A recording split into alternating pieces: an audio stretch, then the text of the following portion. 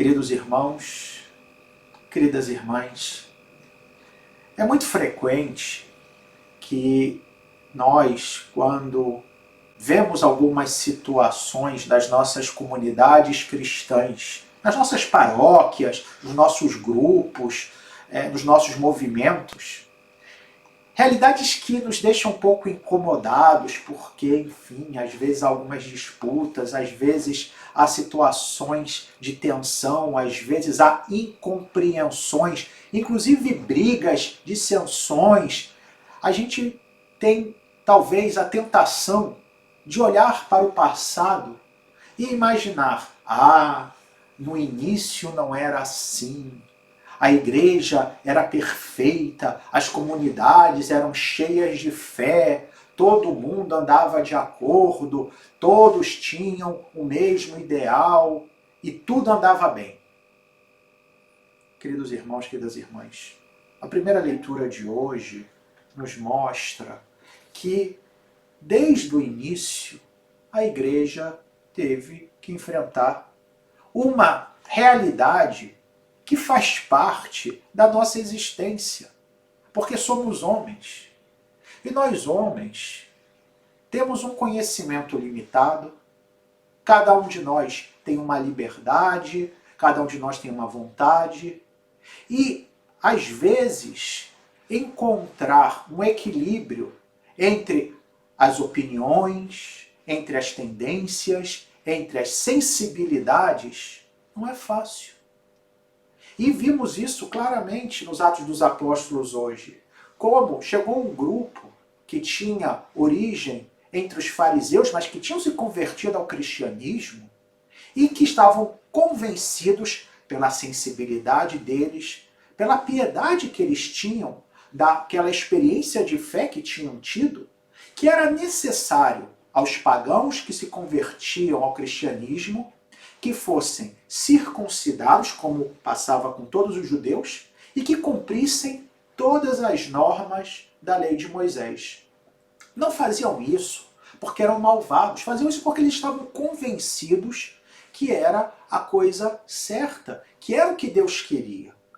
Porém, outros, sobretudo São Paulo, que tinha muito claro, até pela experiência de conversão dele, que bastava aceitar a Jesus Cristo como Senhor, porque a salvação não se dava por meio da circuncisão, não se dava por meio da prática das normas que a lei de Moisés no Antigo Testamento determinava, que eram dezenas e dezenas de normas, de rituais, mas o que era necessário era ter fé em Jesus como o único e verdadeiro Salvador.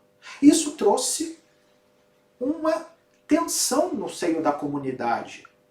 E o que é que eles fizeram? E aqui está, talvez, aí sim, a lição. Não achar que nas nossas comunidades não vai existir problema.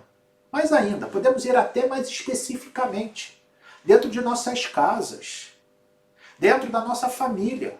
Achar que sempre vai ser tudo mar de rosas, que todo mundo vai pensar igual. Não é assim. Aliás, permitam-me dizer, graças a Deus, não é assim. Graças a Deus temos a liberdade, graças a Deus podemos pensar diferente. Porém, como eles solucionaram aquela situação? Foram olhar ao essencial. Foram, atenção, dialogar. Foram ter com os apóstolos e se reuniram naquilo que ficou conhecido como o Concílio de Jerusalém, que foi essa reunião dos fiéis, liderados pelos apóstolos, para poderem discernir juntos o que fazer. E aqui está algo que a gente tem que refletir. O que é o essencial? Santo Agostinho dava um critério que vale para todos nós, para a vida inteira, que era o seguinte: no essencial, a unidade. No opinável, nas opiniões, a liberdade. Mas, acima de tudo, a caridade, o amor. E aqui está, talvez, o ponto no Evangelho de hoje que nos fala daquilo que é essencial. Entre todas as tendências dentro da igreja, aqueles que são mais para a justiça social, aqueles que são mais para uma experiência de oração mais espiritualizada, aqueles que gostam de uma liturgia mais tradicional, aqueles que talvez tenham uma sensibilidade mais carismática, aqueles que são mais intelectuais, enfim. Qual é o essencial que nos une a todos? Reconhecer que Jesus é a verdadeira videira. No Evangelho de hoje, que inicia o capítulo 15 do Evangelho segundo São João, Jesus fala: eu sou a videira verdadeira e o meu pai o agricultor. E aí ele usa uma expressão que no Evangelho de São João, todo o Evangelho, aparece 40 vezes. E depois, na primeira carta de São João, aparece outras 23 vezes, que é o termo permanecei em mim. A necessidade de permanecer no Senhor. No total, nos escritos de João, são 63 vezes que aparece essa palavra. E é justamente um sinal de que isso é importante, permanecer em Jesus. E por que é tão importante isso? Ele vai dizer: eu sou a verdadeira videira, vós sois os ramos, e sem mim nada podeis. O que ele está dizendo com essa imagem é que nós recebemos dele a força, como um ramo recebe a seiva do tronco. E se você arranca o tronco, aliás, o ramo do tronco da videira, ela seca. Ela perde a sua força vital. E é o que acontece comigo e com você. Se nos afastamos de Jesus, se colocamos as nossas opiniões no lugar disso que é essencial, que é a união com Ele, o amor ao próximo, se colocamos o nosso orgulho, as nossas vaidades, a nossa soberba, o nosso egoísmo, nós nos separamos desse tronco, perdemos essa seiva que é a graça de Deus, que é o Espírito Santo. E aí o que acontece? Diz Jesus: seca o ramo e é jogado no fogo, como palha, como algo seco que não serve para nada a não ser para queimar. Não é isso que vai acontecer conosco, queridos irmãos, queridas irmãs, porque queremos sim permanecer em Jesus. E permanecendo nele, temos a certeza de que sim, teremos as nossas diferenças, teremos as nossas opiniões, sempre haverá quem pensa de um modo, quem pensa de outro modo, mas no essencial estaremos juntos.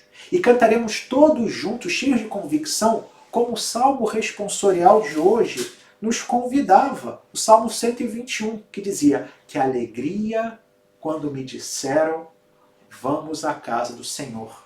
Carismáticos, tradicionalistas, intelectuais, jesuítas, beneditinos, franciscanos, todos juntos, cantando: que alegria quando me disseram, vamos à casa do Senhor, vamos estar juntos com a verdadeira videira, vamos receber dele a seiva que nos salva, vamos receber dele a vida, a Eucaristia, vamos receber dele o próprio Deus, que é a razão da nossa existência.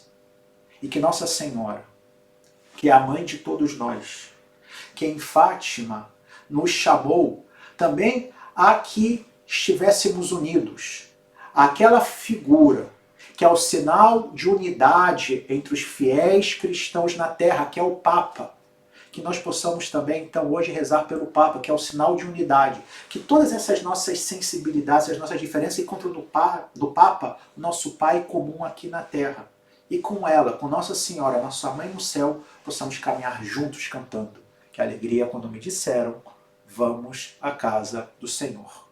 Louvado seja nosso Senhor Jesus Cristo, para sempre seja louvado.